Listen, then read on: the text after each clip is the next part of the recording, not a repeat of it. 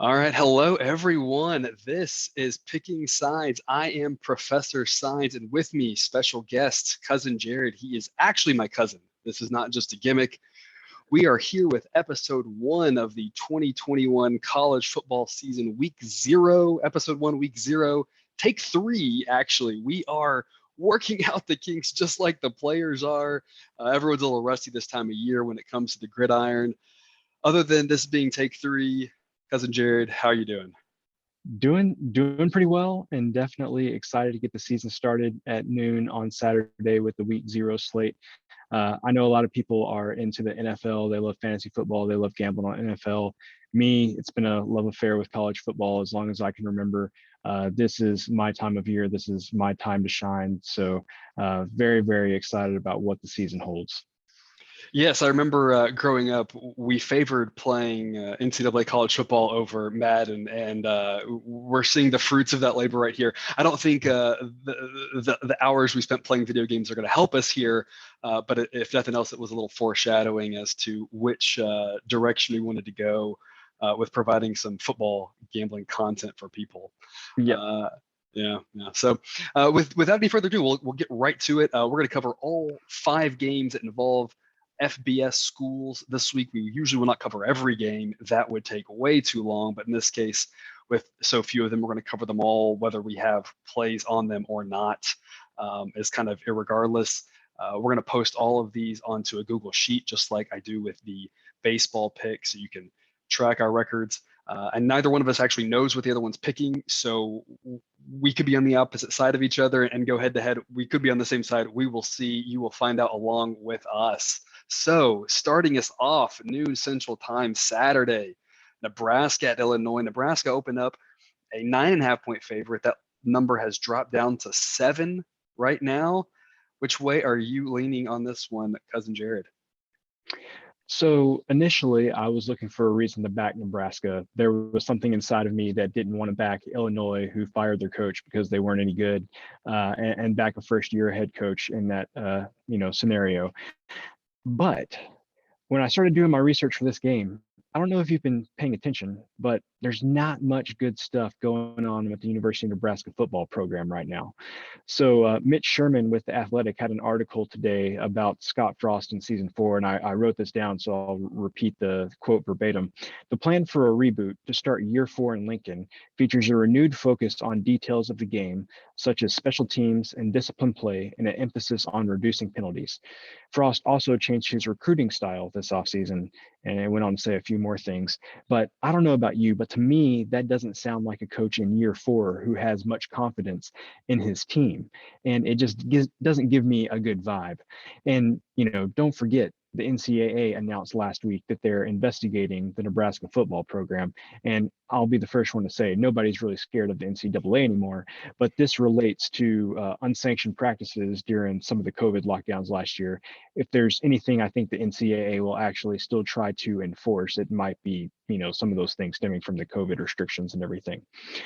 On the flip side of all of that, you have Illinois, who is 42nd in returning production in college football this year versus Nebraska, who's 84th. And hat tip to Bill Connolly there with ESPN for those returning production stats. And as much as it pains me to say this, Brett Bielema knows how to coach in the Big Ten West. He proved that while he was at Wisconsin. Kind of was his time in Arkansas perfect? No, but we can definitely say that the SEC West is quite different from the Big Ten West. And in my opinion, I think he's going to have more success there than most of the previous coaches that have come through Illinois. And also, we can just go back to last season. Lovie Smith, who lost his job, hung 41 points on Nebraska and beat them last year. So with all of that taken into consideration, I wanted to back Nebraska, but I've actually flipped on that. And I think Illinois is going to take the air out of the football. I see this being a close game at halftime, maybe 13-13, 13-10, something like that. All of the Nebraska players all of a sudden are saying, why in year 4 with this coach are we struggling with Illinois? And I think they get very tight. I think they play, anxious the second half. I think Illinois is loose, ready to go. Not sure if they win, but I think with the 7 points, I think they cover. So I'm taking the 7 points with Illinois.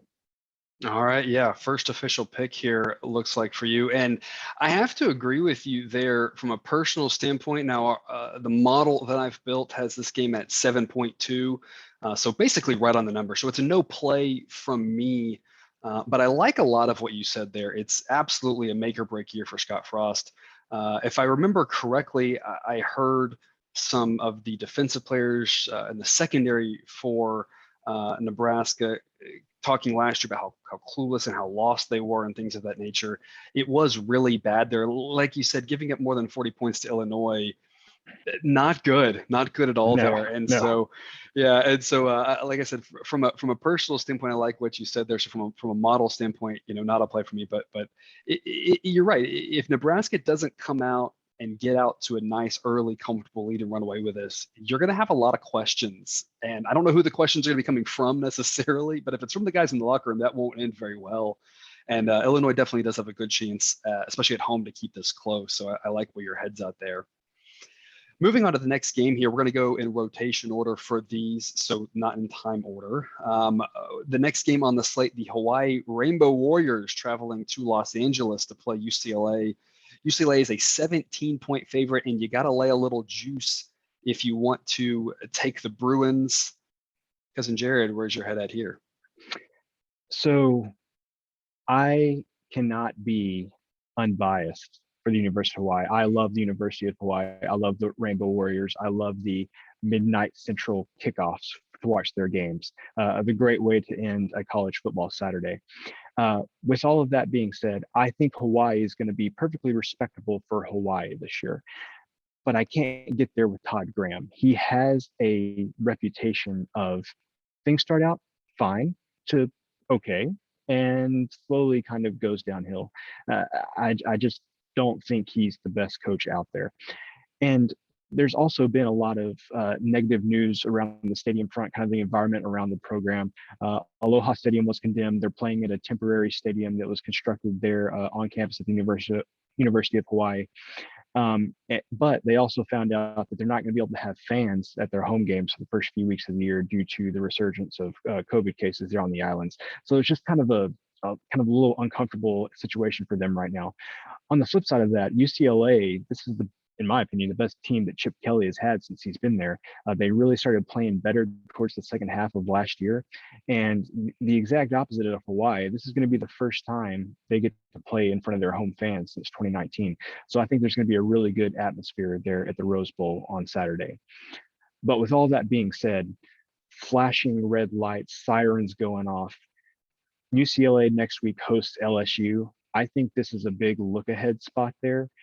I could see them getting up in the third quarter, pulling out the starters. It's just, I think LSU is going to be on their mind if they're ahead in the second half of this game. So I can't bring myself to lay the 17 points of UCLA. So this is a stay away from me. Yeah, that's a good point there with the look ahead game. Our model does not take that into account. As it is, I make this game usually minus 21. And so this is an official play for me. Only a small edge. The reason why is because more or less we give more credence to a key number in football. And so when you're crossing the threes and the sevens, especially in the NFL, a little bit in college, though, still that matters more. When you get up to the blowout scores, you have to have a big difference for that to really matter. So I make this 4 points higher than it is, but not a huge edge, but enough to play.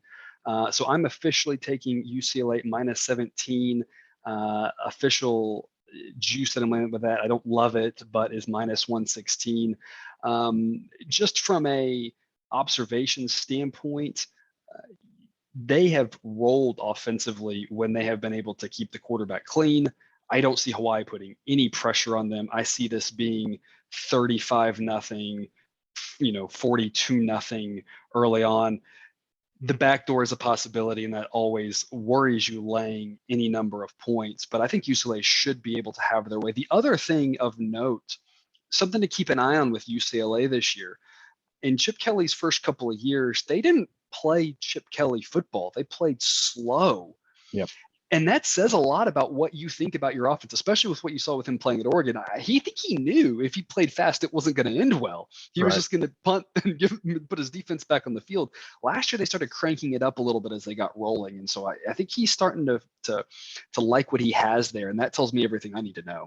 I completely agree with you. UCLA has started extremely slow in the first game of the season the past few years. I mean, there was a game against Cincinnati a couple of years ago, maybe the 1st year that Chip Kelly was there, and it was just, It was ugly, low scoring. Yeah, I after remember seeing that. his Oregon games, it was just, claw my eyes out. Why am I watching this? This is not Chip Kelly's offense. I don't think you're going to have that problem this year. I think they're going to come out of the gate pretty hot.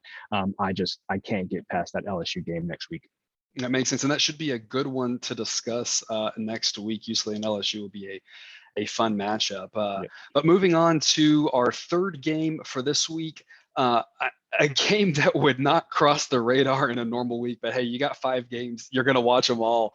UTEP at New Mexico State. New Mexico State played a weird schedule. They did not play at all. The state of New Mexico basically said sports are done in COVID times, and whether you agree or not with that decision, that's what happened. And then they played a few games in the spring, but they played a couple of schools I've never heard of. They played a school that you'd think would be in the Southeast, but they're actually in Utah. It was weird. Yeah. I don't quite get it at all, but they're playing again now. Is that an edge or not? I have zero idea. They're getting 9 points against UTEP. So UTEP laying 9 on the road, traveling to New Mexico State, where I don't know if there will be fans there or not. I don't know if it matters in that situation, but it is what it is. So where's what do you have on this one?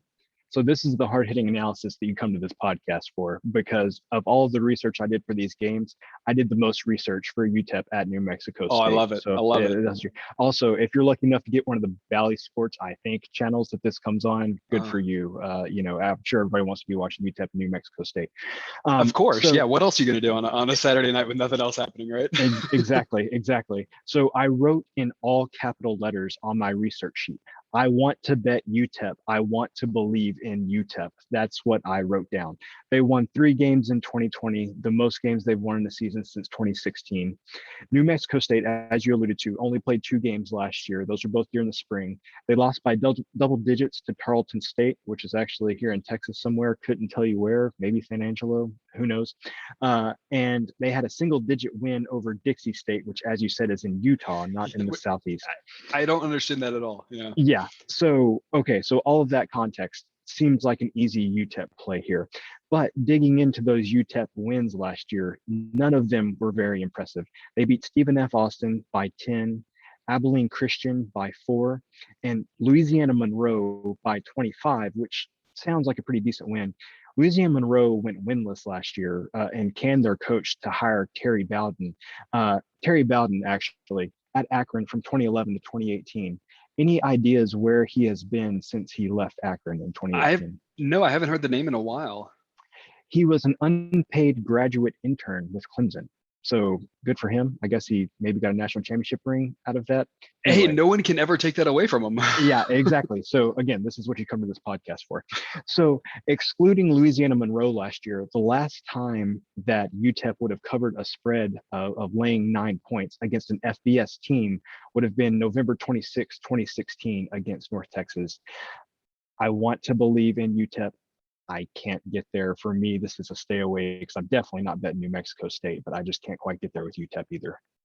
Yeah, and New Mexico State, the worst team in the country. I don't really think there's much conversation around that. I think they're agreed upon that. If you saw on Twitter, posted my rankings of how I've compiled everything, and in the explanation, I always put what the ranking is of the worst team, just so people have a context for that. Of course, New Mexico State is that team.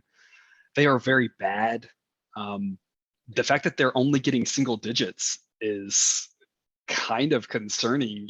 Like you said, it makes you wonder how bad UTEP is, right? Yeah. And people might say, how do you come up with a rating for these teams this early in the season? Nothing's happened.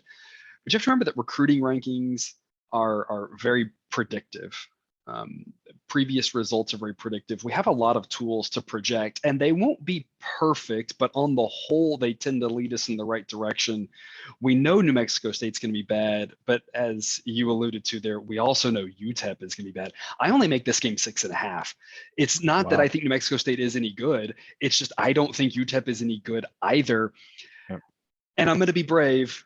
And I'm going to actually say that's an official play for New Mexico State. A reasonably large edge. Crossing the 7 is a nice get there. They could lose by 7, and that's perfect, right? Or again, I make the game 6.5. They could easily lose by 6. They could lose by a field goal.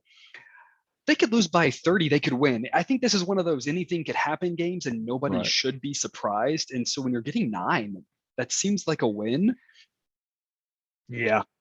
Another angle to look at, and we're not taking money lines here because you could get into all sorts of different crazy things, but a money line play there also wouldn't be crazy. Anything can happen in that game and you get great value. It's not a play that's going to win half the time, but with the plus odds like that, you don't need it to win half the time. It's profitable. And apparently it's a big rivalry game, two bad teams, but anything's possible in a rivalry game. So, I can't fault you for that play. Yep, it is. Las Cruces, where New Mexico State is not very far from El Paso. And so, models love playing really bad teams. You just got to figure out which bad teams to avoid. It's too early in the season to know at this point. So we might just keep kind of playing all the bad teams and take the wins where we can get them. And hopefully we'll learn to avoid the really bad teams as it moves on. I think this is a good example of some of the differences between NFL gambling and college gambling. Is there is value to be had at the bottom of the barrel with some of these college football teams, whereas the NFL lines are usually much sharper. You're difficult to find a lot of good value there.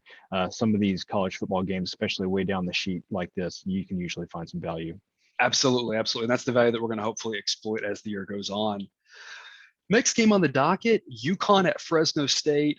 Also a game that would not register whatsoever in a normal week. Fresno State is a 27-point favorite. You also have to wonder how they got UConn to travel all the way out there. Is this a home and home? Did Fresno State decide that they want to go out to Connecticut? I have no idea, but that's quite a road trip to a place that's not really an exotic destination.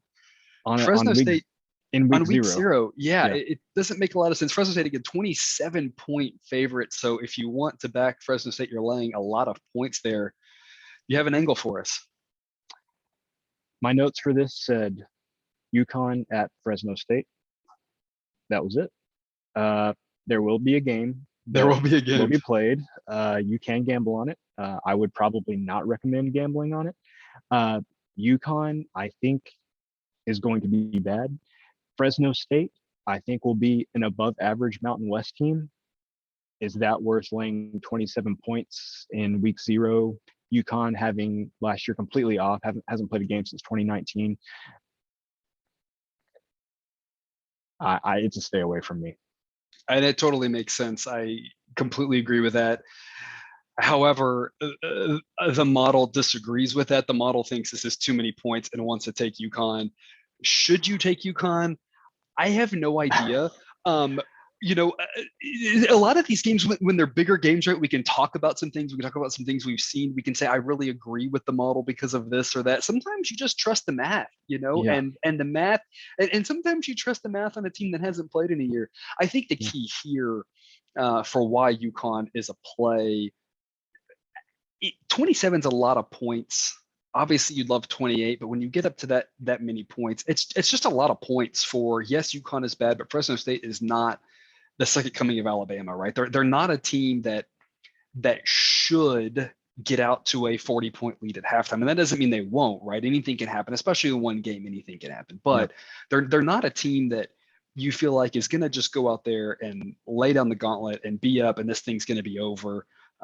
You're hoping that UConn can kind of lull them to sleep a little bit and, be down 10 at the halftime and just kind of eke out an ugly win, lose by 21 or something like that. And so again, this is one of those things we're going to do that a lot here, is just going to kind of trust the math. The math works in the long run. It's not going to work for 70% of plays, but to be honest, I've never seen anything work on 70% of the plays, unless you're taking big money lines, and then then you might win 70% of the time, but you're losing money, right? And that's not good for anybody. So not a lot of analysis on this one.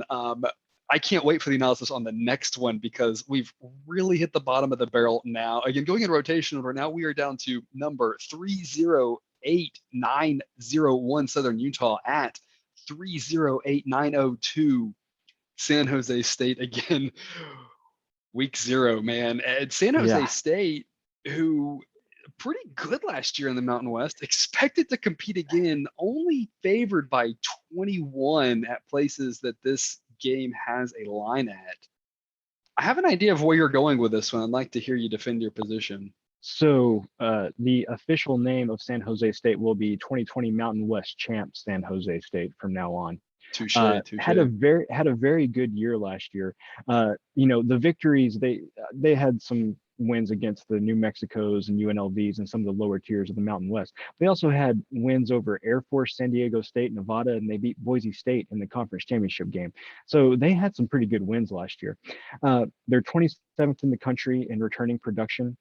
If I think I'm correct on this, this is about Nick Starkel's 300th start, something like that. I was Probably there for the first third of his career. So something about this felt off. I think we saw at one place it may have opened around 18 and has since moved to 21. So I did a little research on Southern Utah.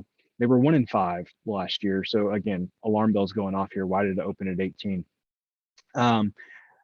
The Southern Utah, those 5 losses last year came by a combined 15 points in 5 losses. They had 2 losses by 1 point, I believe 1 loss by 2 points, and 1 by, I don't know, 3 points, something like that. A lot of close losses there.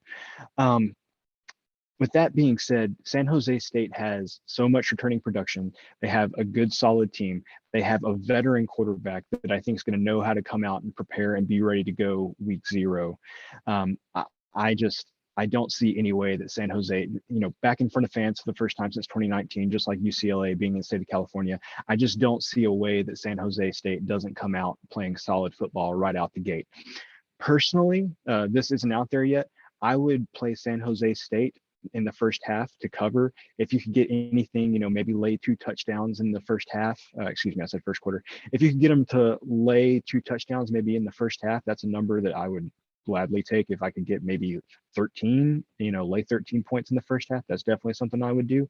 But since we're in a giving mood, it's week 0. I'm going to go with the full game, make that an official play as well. I'm going to lay the 21 points with San Jose State, and I'm going to feel good about it. I like it. I'm on the same boat there. I'm also laying the 21. We use a lot of different advanced metrics here in building this model up. Not all of them have FCS metrics, but when you dive into Southern Utah, they don't grade out very well. I think if you look at the record, the 1-5, and you say, oh, they were close losses, but when you look at who the losses were to, it's a whole different class of competition to play San Jose State. And so, if you're looking at that and saying, oh, they can keep it close, they lose close to teams that are not as good as San Jose State. And not that San Jose State is going to be competing for a national title, but San Jose State is a pretty solid team. Yeah. And I think that Southern Utah is just going to be extremely outclassed. This line doesn't make a lot of sense to me. It is out there in several places right now. It probably won't be out for those of you in Vegas or in other places around the country with legalized gambling. If you're doing the offshore stuff, it's already out there at probably whatever your book of choice is. So we'll see how this line moves, but we went ahead and already locked this in on BetStamp minus 21. It just seems too good to pass up. And of course, again, anything can happen in sports. We may look like fools here, and Southern Utah may come out and win this game, but this line doesn't make a lot of sense. And my confidence interval is a little bit wider on this game because it involving an FCS school, but I still make this game 27.9, which is quite the difference from 21. And so that's where I think we align at least on one. So we get to flip for the same thing. Yeah. I'm just glad we didn't have something different on the game, right? Because that was obviously on the table. It'll happen eventually. Yeah, and every time that Cousin Jared's on the pod, we may have like a Mountain West, specific segment every week. I love Mountain West. It's like the alternative version of Pac-12 After Dark. It's Mountain West After Dark. I much prefer to have an Air Force Boise State game on at midnight as opposed to a Washington State and whoever Oregon State game. So big Mountain West fan right here. You're probably gonna be hearing more about that conference than you want to this season. Hey, I think that's good. I think people want to hear about the Mountain West and the Pac-12 early on. At the noon slot and the 3 o'clock slot. There's so many games. You can find information about anything, and you can be really selective. But a lot of people want action on the 11 o'clock games, and there's not a lot to choose from. So I think people want to hear about those games and want some opinions on that. So I think that'll be a good thing. And so I think that wraps us up here for episode 1, week 0 of the 2021 college football season. Again, we will put these in a Google Sheet, post those on Twitter, track our records as the season goes on, and see how we do. Thank you so much for watching. It was a pleasure. Cousin Jared, any parting words? I hope some of these win. I hope some of these win too. That sounds like a plan. And thank you again for watching, and I will see you next week.